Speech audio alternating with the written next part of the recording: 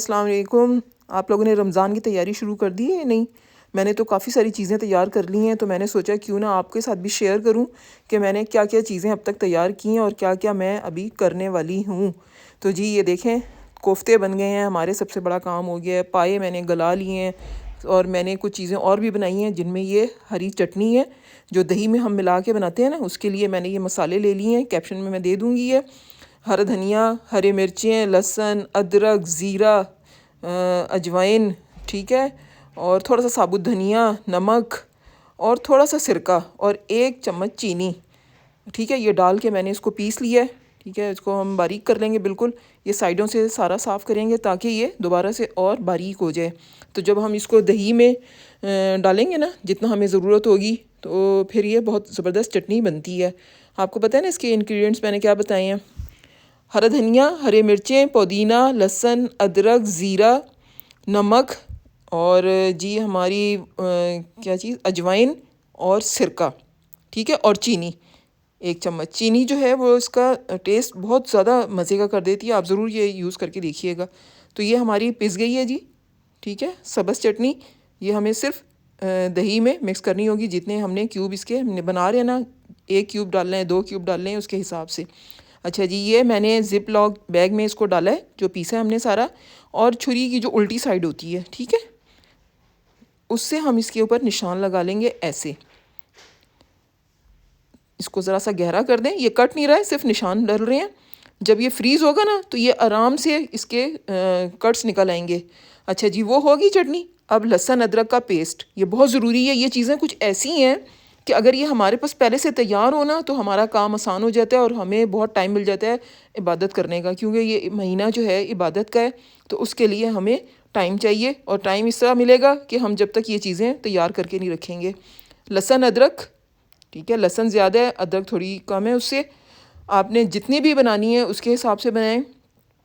देखिए मैंने आपको दिखा दिया था लहसुन कितना था, अदरक कितनी थी। अब ये भी बारीक पीस के इसी तरह ही ज़िप लॉक बैग में डाल के और उल्टी तरफ से छुरी के इस तरह निशान लगा लें, ठीक है। इससे क्या फ़ायदा होता है कि जब ये फ्रीज़ हो जाती है ना, तो बस वही वाला क्यूब बाहर आता है। हमें पूरा बाहर निकालने नहीं पड़ता है कि लहसुन अदरक को जी हम अगर हमने बाउल में डाल दिया है तो उसको हम निकालना मुश्किल हो जाता है। अब हम बनाते हैं जी पकौड़ों का मसाला। ये मैंने 1 पाव, आधा पाव हमारा था अनारदाना, उसको मैंने पीस लिया है। उसके अंदर जी ये ज़ीरा पिसा हुआ डाल दिया और साबुत धनिया कुटा हुआ डाल दिया है, और ये अजवाइन को साबुत ही डाला है, ठीक है। अनारदाने को आपने पीस लेना है, ग्राइंड कर लेना है मोटा मोटा। साबुत धनिए को आपने दरदरा कूट लेना है, ठीक है। और ज़ीरे को भी आपने बारीक कर लेना है या दरदरा सा कर लेना है, और अजवाइन को आपने साबुत ही रखना है। ये सब चीज़ें मिक्स कर लें तो जी हमारा बन गया पकोड़ों का मसाला। 1 चम्मच निकालें, 2 चम्मच निकालें, पकोड़ों के हिसाब से पकोड़ों में डालें और बाकी चीज़ें मिक्स करके और जी वो बना लें आप पकोड़े। वो कितनी आसान हो जाती है। अच्छा, अब बनाते हैं हम जी हमारे कोफ्ते। ये मैंने ले लिया है मटन, तकरीबन 3 पाव मटन है और 1 पाव चिकन का कीमा है, ठीक है। अब उसमें मैंने ये 2 चम्मच डाल दिए हैं भुना हुआ बेसन, ठीक है, और 1 चम्मच डाल दिया कुटी हुई लाल मिर्च, और ज़ीरा पाउडर डाल दिया है आधा चम्मच, नमक डाला है, और लहसुन अदरक का पेस्ट डाला है, ठीक है। और ये हरी मिर्चें डाल दी हैं जी, 3-4 हरी मिर्चें ली थी मैंने, वो बारीक काट ली थी। और ये हरा धनिया मैंने फ्रीज़ किया हुआ है, हरा धनिया 2 चम्मच के बराबर डाल दिया, और 1 अंडा आप डाल दें इसके अंदर, ठीक है। ये बाइंडिंग एजेंट है, हमने अंडा डाल दिया। अब इसको हम बारीक पीस लेंगे और फिर हम इसके कोफ्ते इस तरह बना लेंगे। कितना बारीक देखें ये हुआ है।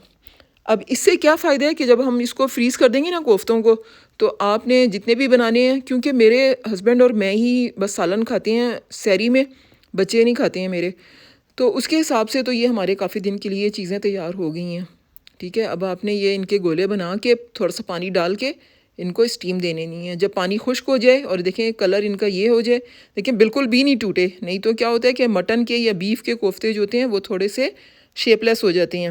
लेकिन इसमें मैंने थोड़ा सा चिकन का कीमा मिलाया तो उससे इसकी शेप जो है वो उसी तरह रही है। तो हमारे कोफ्ते भी तैयार हो गए। इसको भी जब ठंडे हो जाएं, इनको भी आपने ज़िप लॉक बैग में डाल के फ्रीज़ कर देना है। जितनी ज़रूरत होगी 4 की 6 की आप आराम से निकालें और कोफ्तों की ग्रेवी बना के उसमें ये डाल दें, ठीक है। अच्छा जी, अब चलें हम बनाते हैं जी पाए। पाए क्या करने हैं, हमने सिर्फ पाए गला के रखने हैं।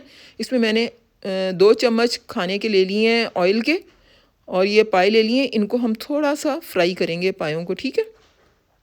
थोड़ा सा आपने फ्राई करना है। अच्छा, मेरे जब पाए उबल रहे, अच्छा ये मैंने थोड़ी सी ना 4-5 बोटियाँ इसके अंदर डाली हैं, जो उसकी होती हैं पिंडली की, जिसको हम क्या कहते हैं, जो निहारी में बोटी डलती है वो वाली, ठीक है। अब इसके अंदर मैंने डाला है 1 तेज़ पत्ता